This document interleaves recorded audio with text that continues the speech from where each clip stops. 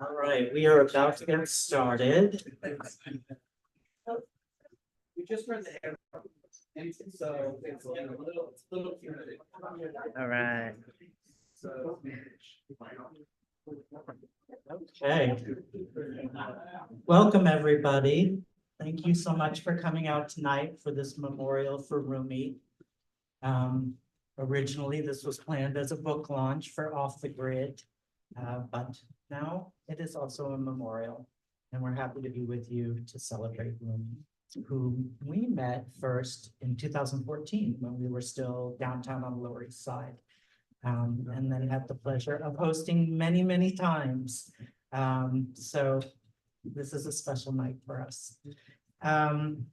Before I invite August up here, I just wanted to read our land acknowledgement and a call for a ceasefire. So the Bureau acknowledges that our organization operates on the unceded land of the Munsee Lenape. We encourage you to join the Bureau in signing up to make a monthly donation to the American Indian Community Houses Mannahatta Fund. The Mannahatta Fund, according to its website, is an invitation to all settlers and non-Native people who wish to acknowledge the legacy of theft and genocide that comprise the history of New York City and the United States. And you can find out more at mannahattafund.org. We also want to recognize that today, May 9th, is the 216th day of Israel's genocidal campaign against the Palestinian people, funded by our tax dollars and enabled by our government's unwavering support. We hope that you will join us in calling for an immediate permanent ceasefire, an end to the siege, and an end to the occupation in order to stop the collective punishment of Palestinians and to ensure the swift delivery of desperately needed food, water, medicine, fuel, and humanitarian aid to the people of Gaza. And now, I invite August Bernadicu to the mic. He is the editor of Off the Grid and the founder of the LGBTQ History Project. So please give him a warm welcome. Thank you, everyone, for coming. I'm going to read some of the intro to the book and then a little bit of the first chapter. Rumi Misabu was born in Hollywood, took a bus to San Francisco, made a wrong turn, got lost, and was too stubborn to ask for directions. The first place he lived when he ran away from home was in a water tower with a lesbian poet. Rumi was an original member of the 1960s San Francisco performance troupe, the Cockettes. The Cockettes were high-action, out-front, out-of-the-closet entertainers and the satiric cutting edge of the first wave of gay liberation. Rumi left the Cockettes after a year and a half, traveled to Canada, moved to New York, and then hitchhiked home to San Francisco. For 35 years, he lived without a government ID, work record, and social security number. His only form of identification was an expired library card that said Rumi Misabu. Everything had to be done on his own terms. Cue the mystery and rumors. People thought he was in the gutter, and then he forgot he existed. His legacy was on the verge of being erased by his transient underground life. I met Rumi when I was 18 years old. It was dark and cold June day in San Francisco, California. I went to his house and thought I was lost until a man with long, natty, unconditioned, and unkempt black hair answered the door. He was wearing a nurse's gown and there was a gold dildo on the table. I found Rumi in a rabbit hole that has since consumed massive amount of storage on my computer. I then began recording all of our conversations. After 2 months reporting on the sly, I broke the news. He responded matter-of-factly, "Of course you've been recording our conversations. I knew it. You always ask the dumbest questions." Typing 11 years later, my archive contains 250 recorded interviews and conversations with Rumi. Ask him a question and watch him twirl. He is rehearsed and consistent. He knows exactly what he wants to say and uses his Valley Girl pause for effect. There's never give me a moment to think. The Cockettes were among the first gender-bending, glittered, bearded drag queens to gather national press, but that saga of unfortunate events has already been documented. Off the Grid is about a man who never played by the rules. Even though the San Francisco hippie days ended, Rumi kept going. Sure, there was peace and love, but there were also days without food, money for cigarettes, and family to call. Why did he do it? How did he do it? 35 years without a paper trail is a hard feat to pull off. So now I'm going to read some of the first chapter. I attended Los Angeles City College with Cindy Williams, who would later star in Laverne and Shirley. It was 1967 and I was 20 years old. We had been drama students at the same high school. The actress Sally Field also studied with us. Sally got discovered and put in films right away, but Cindy had to work straight jobs. She was a waitress at the House of Pancakes for a while. The two of us lived together in Beverly Hills and she was supporting me. I was taking lots of LSD, smoking lots of reefer, and wasn't able to keep a job. My last job under my real name was James Bartlett. Under my real name, James Bartlett was temping at Bank of America and Security First National Bank in downtown Los Angeles. I started thinking I'm not meeting my potential in Hollywood. It was so competitive. Had I stayed, I probably would have had my teeth capped, face plain, hair dyed, and gone the Hollywood route. But I saw something else in my future after I stumbled down to Hollywood Boulevard and saw a movie called She Freaks. I was on LSD and it blew me away. The movie's about a sleazy old man on his way to town promoting the circus. Hey girl, you want a job? She gets in the car with him and they go to town to promote the circus. Right away, the lion tamer and circus owner's son start lusting after her. They fight and end up killing each other. Then the owner takes a liking to her and asks her to marry him, but he dies on their wedding night. He has a heart attack and dies on her, leaving her to be the circus owner. She says, as a first order of business, I'm getting rid of the freaks.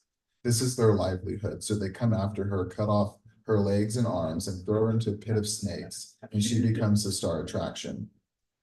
After seeing the movie, I returned to the little college behind Brahms Chinese Theater where I lived and left Cindy a short note, and I said, I can't take it anymore, Cindy. I got on a Greyhound bus with the address of 3 girls I knew from Los Angeles and went straight to Berkeley. Winter was coming and I figured one of the girls would take me in. The first girl was a girl I had a crush on in high school. She was so smart. She was a year ahead of me and was studying at the University of California, Berkeley. I couldn't find her.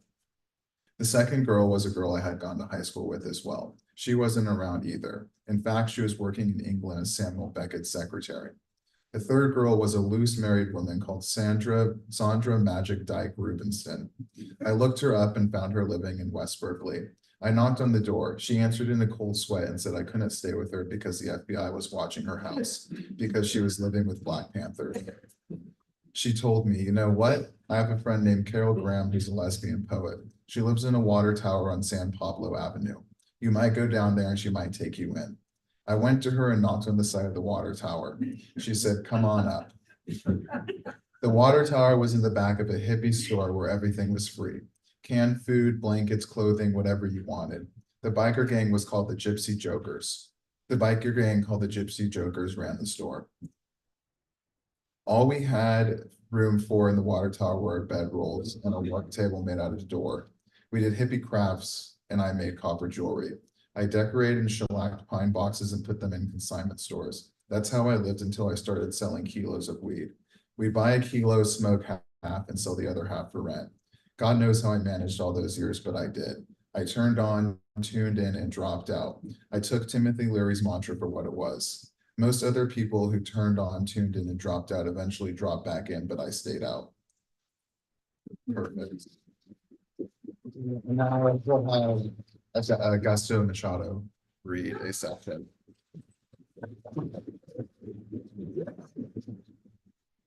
Oh dear, Oh dear, he's right. dear. Oh my God, everybody looks so good. I should wear glasses regularly. Okay. I've got the wonderful piece called Super Groupie.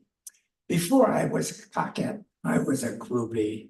I would go to the coffee houses in Los Angeles and hear folk singers at the Troubadour, like Judy Collins, Crosby, Stills and Nash, Neil Young, and Joni Mitchell.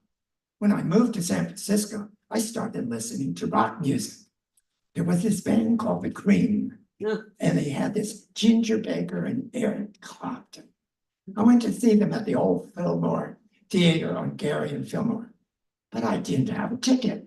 I went up to the front door, and a man came up to me, and he told me, I have an extra ticket. He asked, how much? He said, just take it. It was just like magic. I started following the English rock groups. I also liked a couple American groups like Country Joe and the Fish, who would later serve as my ride when I fled to Canada. I loved another band called the Chamber Brothers. They were a black group with one white guy who was from Canada. I went to see the Chamber Brothers one night with my roommate, Carol. After the show, they invited us to their loft. I had sex with the white guy in the group. Then, the next day, I started itching down there. I told my friend Kenny, I was itching. He told me to take this pill, and he handed me a big orange pill that was the size of a horse tranquilizer.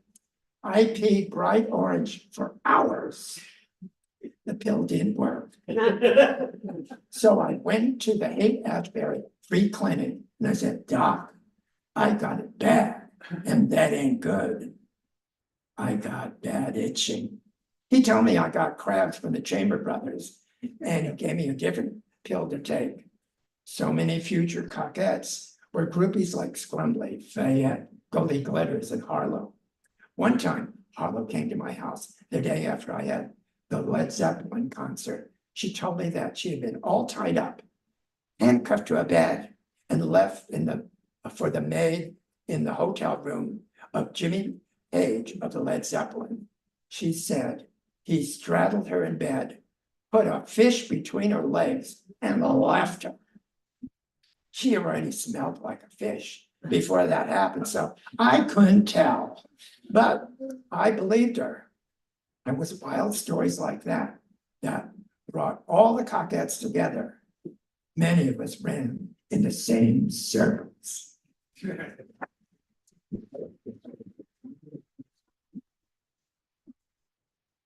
You don't shave me. You do? But he looks so cute. I think I want to sit in this chair and see. It's a royal chair. I like the idea of sitting in this chair. Before I read, I see Ford Wheeler is here. Ford Wheeler was here at he can tell the stories that aren't in this book. A lot of those stories are in the New York Public Library for Performing Arts. Oh, my name's Robert Kronquist. Is this okay? Yes. A lot of these stories. In 2008, I got Martin Warman of Cockette's archives into the New York Library for Performing Arts, and he had 90 hours of interviews with Cockettes as part of his dissertation at NYU. And they're now being digitized, and there's so many incredibly wonderful stories. I mean, one of my favorite stories is about Ford with Link Martin, who was one of their great writers, Pearls Over Shanghai, and many of the Cockette songs when they were in Turkey and traveling in the Middle East. So Rumi was going to add some archives to Martin's archives, and the library said, well, maybe there's enough here for Rumi to have his own archives. And so those are at the library also, and they have been cataloged, and there is a finder's aid. So if you go to the New York Library for Performing Arts, I think it's the James Bartlett collection. I think is what it's listed under. So any people who are interested in delving into these stories, there are so many wonderful stories in those archives yet to be discovered. So this is just a brief little outline of the Cockettes. We are now in 1968. All of the Cockettes met in different places. We're a bunch of freaks that came together like magnets. We met in places like the Capri, a gay bar on Upper Grant Street in San Francisco near Cafe Trieste, which was not as big as this room, I don't think, and yet it was Ginsberg and Janis Joplin and the Cockettes. It was my first gay bar. It was a wonderful, wonderful place. We met in places like the Capri, a gay bar in Golden Gate Park. North Beach and Polk Street were the gay neighborhoods in San Francisco then. We also met at the Palace Theater, which eventually became the Cockettes' home, which was also North Beach, very close to the Capri. But before that, we would go to the midnight movies at the Nocturnal Dream Show that Stephen Arnold and Sebastian were running. We would see the most fantastic movies that no one else was showing at midnight. We were exposed to people like Kenneth Anger and John Waters. They brought John Waters out with Divine. The Palace Theater was one of the first places to show John Waters movies like Mondo Trasho and Pink Flamingos. You could have sex and smoke weed in the balcony. It was just total anarchy and freedom.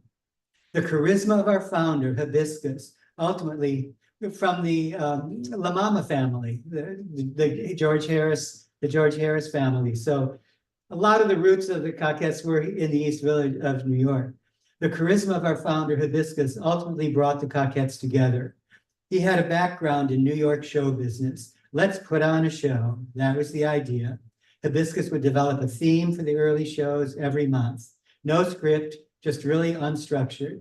He'd come up with a theme like an all-Southern show called Gone with a Showboat to Oklahoma, with songs from movies and assigned roles to all of us. Hibiscus liked to have 7 or 8 numbers and have the biggest headdress. The rest of us would just have a number or 2. It was real anarchy. It was untraditional theater because we would bring people right from the audience into our show. People would be in the front 2 rows and suddenly they would join us to do a saber dance on stage. They were a Cockette forevermore. It was so loose and practically illegal, but we were never arrested or busted for nudity. There was a lot of nudity in the group. A lot of people don't know about the nudity. They just know about the drag. A lot of people also think that the Cockettes were all guys. No, the Cockettes were a collective of gay men, women, and even a baby.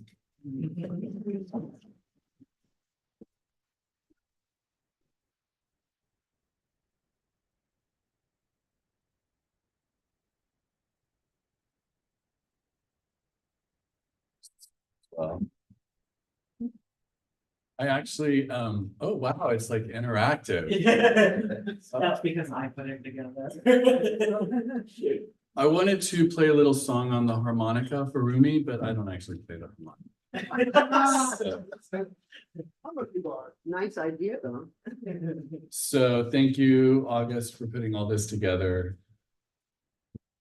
Elevator Girls in Bondage. Yes. I was paid very handsomely in cash to make my film, Elevator Girls in Bondage. The funding came from illegal drugs, not from the sale of drugs, but from the actual manufacturing of drugs. The making of angel dust. Biker gangs sold it. I was in on the actual production at one point. It was so scary. I could have blown up in the lab. I don't want to mention names, but the real person running the operation to raise money for the film was doing it from San Quentin State Prison. He was a big kingpin. It was really very dangerous, and there were guns involved. I mean, they were biker gangs.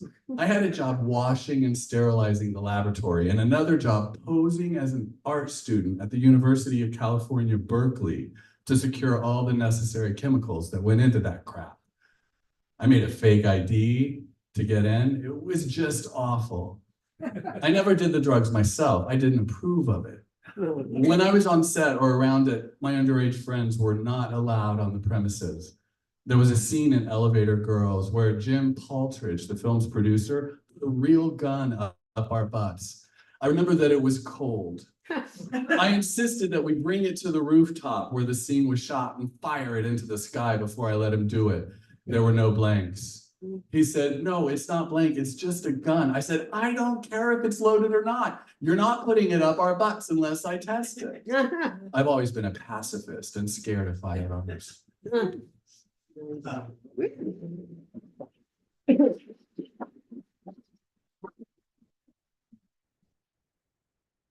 So next, we're gonna have a video of Ruby reading a chapter. It's not the exact chapter in here, the version of the story, but it's him on tape. Lights out. 1 second. Okay. Yes. So I was living with young Cockette Aaron at the time.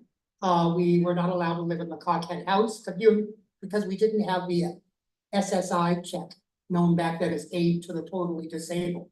So we weren't allowed to live in the house. So we got our own little apartment and we were at a meeting. I was at a meeting one night with Cockette Johnny. And after the meeting, we went back to our little new apartment. I just ended a week or so.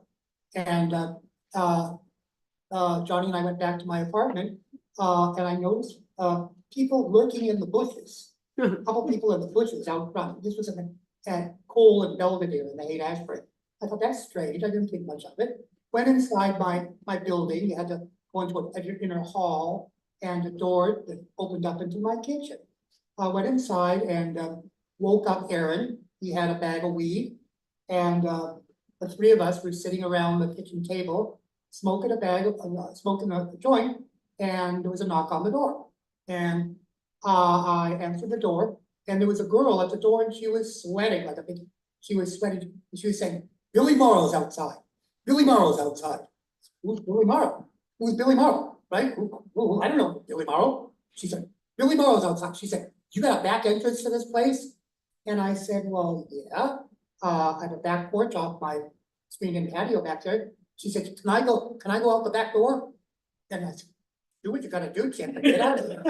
So she ran through my house. She went the back door, back into the backyard, flight down the stairs, and went back to the table. What the hell was that about? And then no sooner did I say that, she comes flying back in the back door. Billy Morrow's outside. I mean, oh my God, followed by 9 narcotics officers. And they were arresting her. The people we saw in the bushes were on patrol because they suspected junkies lived in the basement, and she was one of the junkies. So they chased her back into my house. We were at the table with the bag of weed. Aaron picked up the bag of weed to go hide it or something, take away, and the cop put the gun on the bag of weed. It's like, aha! He got her. And they went through all my costumes and headdresses and high heels, looking for more and more. That's all we had. There was no drugs in the house. They kicked in the back door, my back door, and they threw us in the basement with the junkies. Oh, it was 9 junkies that were in the basement. And then took us all the way to Park Station. Again, now at Park Station in Golden Gate Park, they're gonna book us and they need ID. Where's your ID? And Aaron was with me and Donnie. They were both minors. So they released Donnie to his mother. She came down that hill. They told her that her son was hanging out with notorious homosexuals. And then Aaron was a minor from Sacramento. I said, Aaron, just lie. Just say you're 21. So they, what happened? Oh, they booked us there. And I was wearing at the time women's culottes. And the officer who was booking us just said, pardon me, but where's your ID? I said, well, these are my wife's, and I had to put on my wife's culottes. I didn't have time to get dressed, goddammit. Oh, okay. So I booked myself under my false name again, and as did Aaron. So then we were transported to Bryant Street to the main jail. And what happened then was I had to do a Cockette show that night. Actually, I had to be Mick Jagger at the Ghouls that night, and later that night. And here we are in jail in the next morning, the night before the show, the morning before the show, overnight. At Bryant Street at the jail, there was a line of men going in the big cell block after we had been processed and booked. And the sergeant told us to get to the end of the line. Oh, okay. So me and Aaron got to the end of the line. They put everyone else in with the general population. And then it got to us. Sergeant came up and said, pardon me, are you guys gay, homosexual? And I hit Aaron. I said, what do you mean? I said, as soon as I get out of here, I'm gonna get me some pussy. So they screamed, that's it. They threw us in with the men. And the men the general population would start, they were like just jiving with me. They'd say, what are you in for? And I just give it back to them. They weren't bothering me. I kind of knew, I had street smart. They'd say, what are you in for? And I'd say, murder. Then they'd ask her, what are you in for? And we got all upset and crying. And they were calling him Hot Lips Margaret. And they were saying, when the lights go out tonight, we're gonna bust your butt. So he was all scared and I'm gonna bust his butt. I said, just give it back to him. So finally, the lights did go out. And then downstairs, we heard our name call and, downstairs was my lawyer. I mean, excuse me, not my, downstairs was Michael Kalman, actually, the, director of Elevator Bills in London. And Dr. Layotz, who was a hippie doctor, the Cockette, and they bailed us out. And I remember running through the streets of San Francisco, just so psyched out that I was out first day. That time I just spent a day. I later did a week with something else, but that night I performed as Mick Jagger and the Halloween show, Les Ghouls. So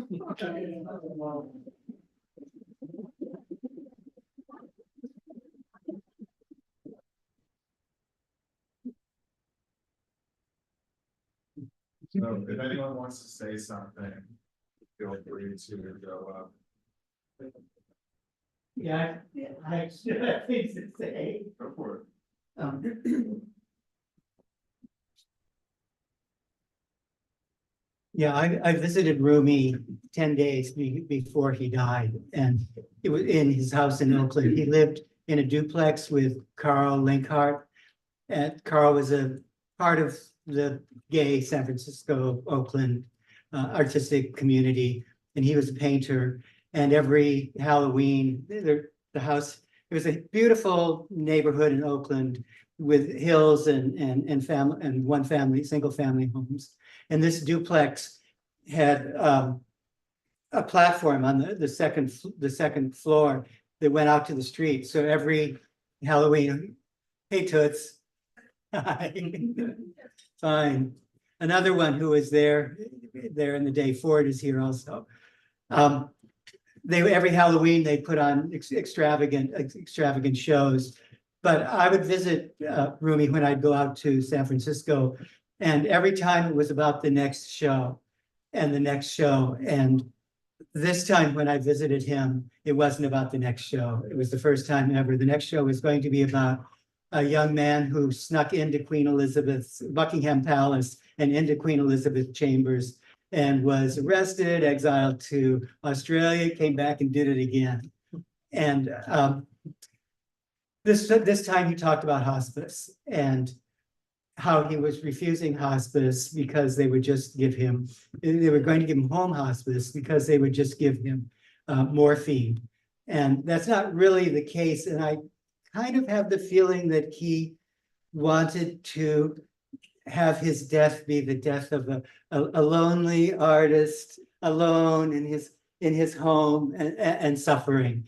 It went with his aesthetic. He had one of the most exquisite aesthetics of anyone I knew, a great love of the avant-garde, the history of the avant-garde. And as people know who followed him on Facebook, he would have these wonderful posts. And when he came to New York and did his series of shows, was it 10 years of shows he did here in New York? Yeah. With bringing people from San Francisco and bringing people from here in New York and bringing them together and doing these shows. He was the one of any of the people that I know from that generation who most purely brought that aesthetic forward into the world and into the modern era. His shows were always for free. He would always mix professional actors with people who had never acted before. I got to be in one. I like to say I finally made it. Took me 40 years to get into a Cockette show. But and then after the one show, he said, "I think you're better behind the camera." He didn't say, "I think you're better behind the camera." He said, "Next time, why don't you take photographs?" And he always would do them at Judson Church, where they would serve food and it would be for free. And so I just really want to honor Rumi for carrying on a really pure aesthetic that I hope that the next generation becomes aware of and carries on also. So Rumi, you really enriched so many of our lives, and I salute you, I celebrate you. And if I say anything more, I'll cry, so.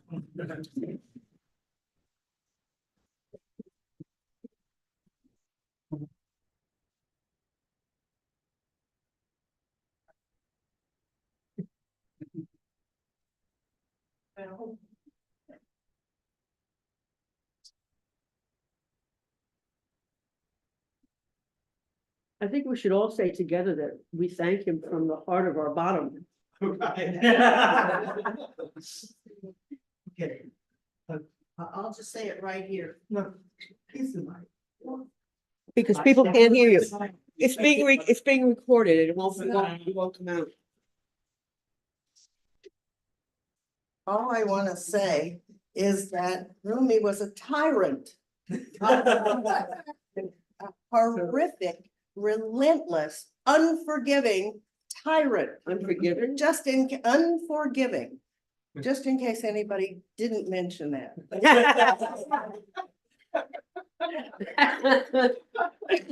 To say that I was his choreographer is like saying that I was a tablecloth, Oh, God. sort of, just decorating whatever he did. And I have a photograph, one of my favorite photographs of Rumi and I. He was sitting in a seat at Lincoln Center, like this. And I was trying to direct something on stage, the piece of choreography, and the photo of me is like this. And I was so desperate to communicate something to the beautiful souls who were on stage, trying desperately to please me and thereby Rumi, that I just saw in my hand my utter desperation to communicate Rumi's vision, which I saw as my responsibility and my privilege. That's all I have to say.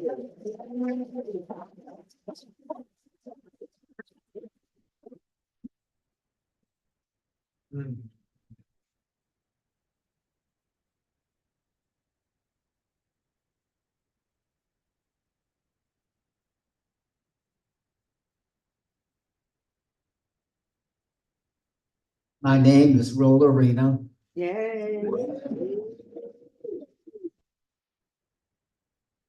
And I have something to say about the Cockettes, not this, but Rumi came later. In the early 70s, I started around, actually it was in July 1971 that I ventured from uptown, I live on the Upper East Side, and roller skated down to the village. Yeah. This was before the gown, which came in September 72. Right around that time, I started hearing about the Cockettes. This was like spread like a wildfire through the village about the new group, the Cockettes. And I heard so much about them. And then by then, I knew I wanted to explore more about them. I went to the Halloween night, 1972, Angels of Light. At the Theater for the New City at the old, on Jane Street. Is like Jane and so Halloween night, was the first time I went there to see the Cockettes at Theater for the Hibiscus, theater at the Theater for the New City. And before I went there, the Eagle was opening. And I went up there and skate. Someone dared me to go to the Eagle. I had my roller skates on the gown, and I had a mask of Richard Nixon with a construction worker's flag. I did that, just skated in and skated out. And then I went to where the Angels of Light were performing. And I went up on the stage. It was Halloween. It was sensational. This was like actually before the parade started. So that was my introduction to the Angels of Light, Hibiscus, and who was the sisters? No, the Harris sisters, and the mother, I forgot her name. What was her name? The mother was there. And but this Rumi came much later, and when I met him at the Judson Memorial. So it all ties in. It was all beautiful, and I'm glad I was a part of it.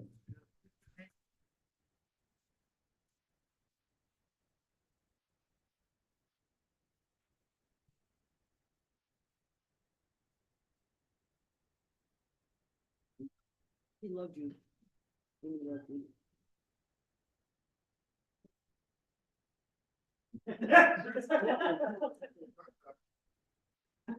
More. People who performed with him, want to talk about any of the performances, any of the shows? I mean, it was wonderful. He said that he curated people.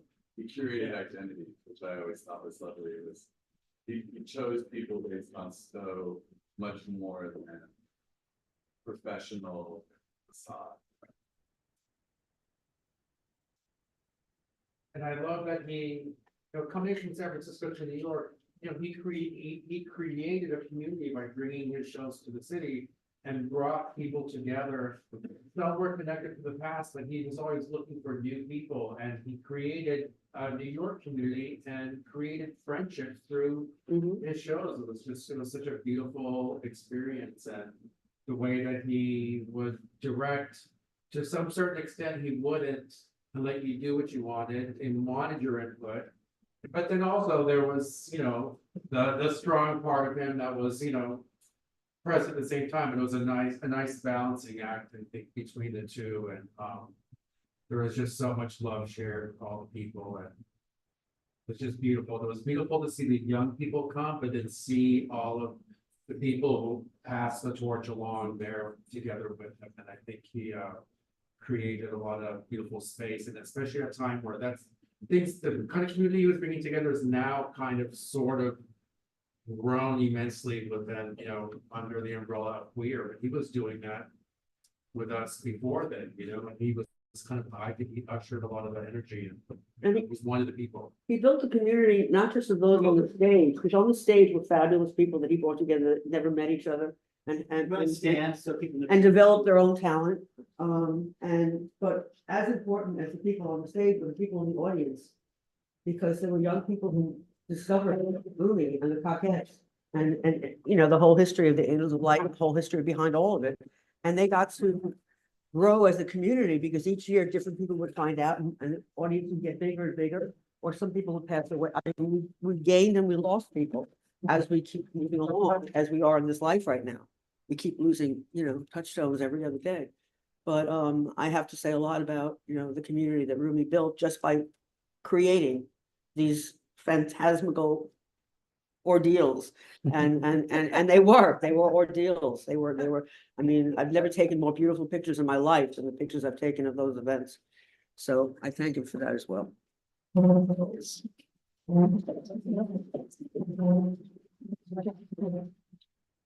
I just want to add that I don't know if it's not right, but generosity and gift to all.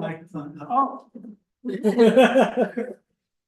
Is that when Rumi started doing shows at the Judson, she was like hibiscus. The shows should be free and there should be food. Right. And they were galas, one time only. And it was open to everyone. And I was privileged to do 10 of them. She was so generous. She thought I had talent and I could do something, but I could wear a costume, and so I was very. But we fell into a routine where I would call every Sunday, and it always felt like I had been given, with the conversation, a triple, what do they call those coffees? A triple espresso, right? Because she was talking about all the potential shows and ideas and thoughts, and we're going to do this, we can do that, and we're going to play over there, and then I'll go back to Lincoln Center, and all this, and that inspiration. And I thought, if Rumi could have been here in New York City, she would have had us on our toes doing a show every week, gladly, and to know that she had one fabulous idea. She said, I know I can't travel anymore to New York, but there's this thing on the gadget, as you call it, Augusto, called Zoom. And I'm gonna narrate, and all of you would enact all these stories. And I said, wow, is that possible? And she said, girlfriend, you don't know what I can do. So she's watching from heaven, blessing all of us as we bless her. We are so fortunate. Thank you.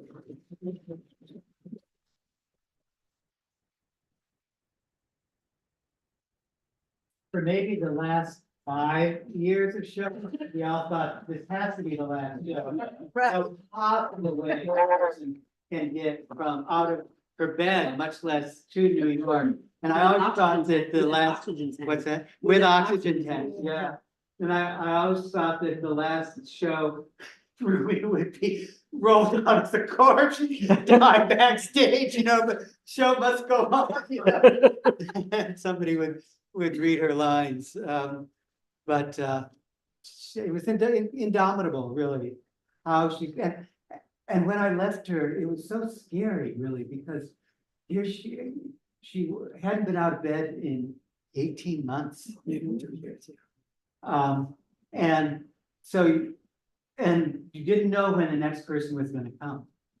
Somebody was supposed to come in the morning, but you didn't know if they were really gonna show up for their shift. I mean, they generally were very good. So you had to make certain that he had his water and his food, and just to make sure that he was set for who knows how long before the next person would come. And, you know, it'd be terrifying. But he persevered because there was the next show to do.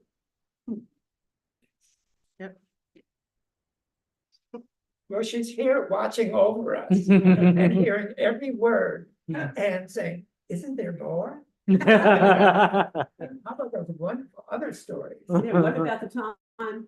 Yeah. He was plugged into the big event, what, 2 or 3 years ago in this room? Yeah, he Yeah. filmed on the Yeah. wall. Cause I remember. Right. For the archives, yeah, That was it, yeah, that was lovely. yeah. And. And. And. I remember that, you remember that? All right, rooming here. Yeah, yeah, yeah.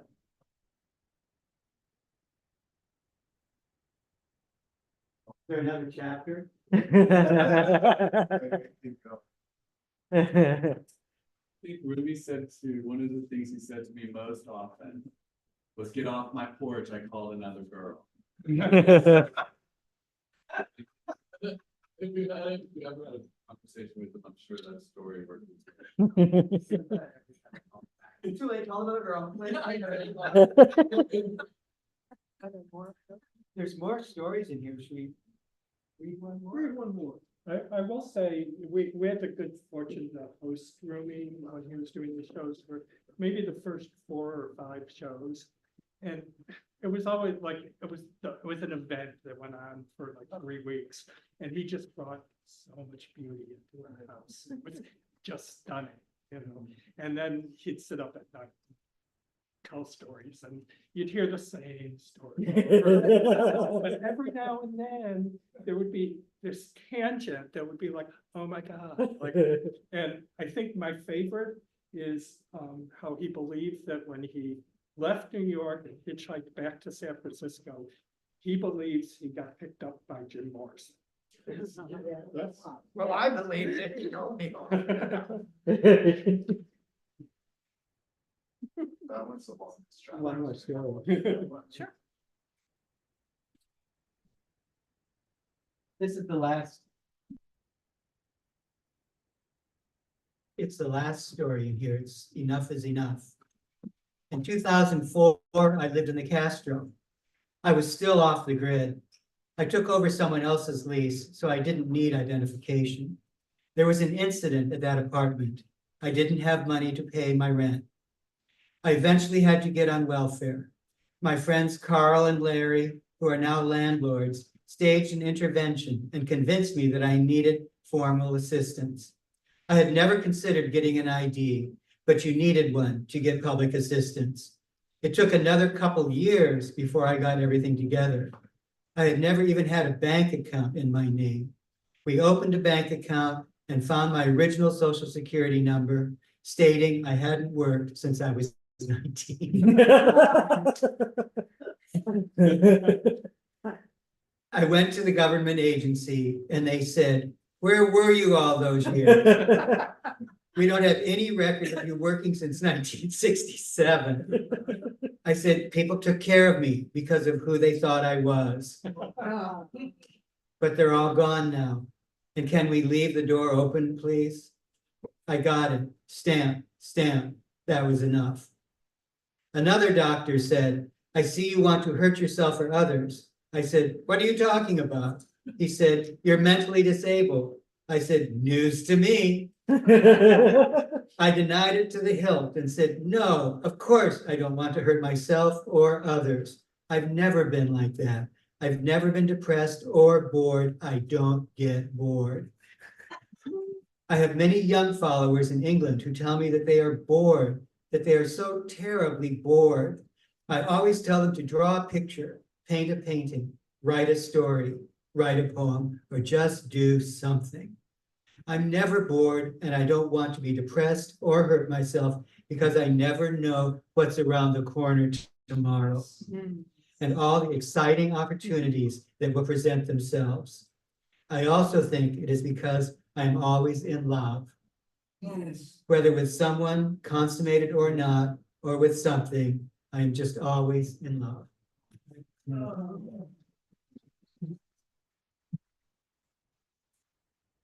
And he had a beautiful young lover who took really good care of him. Sebastian Yes. was with him for several weeks, I think, a month or two before he died, and would stay there and take really good care of Rumi. And Sebastian is as exquisite as they come. So Rumi was in love and loved in many ways. And thank you, Sebastian.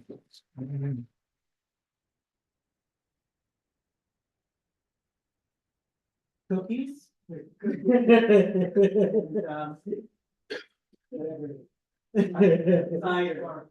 alcohol. All right. Thanks to everyone who joined us online. Is there cider?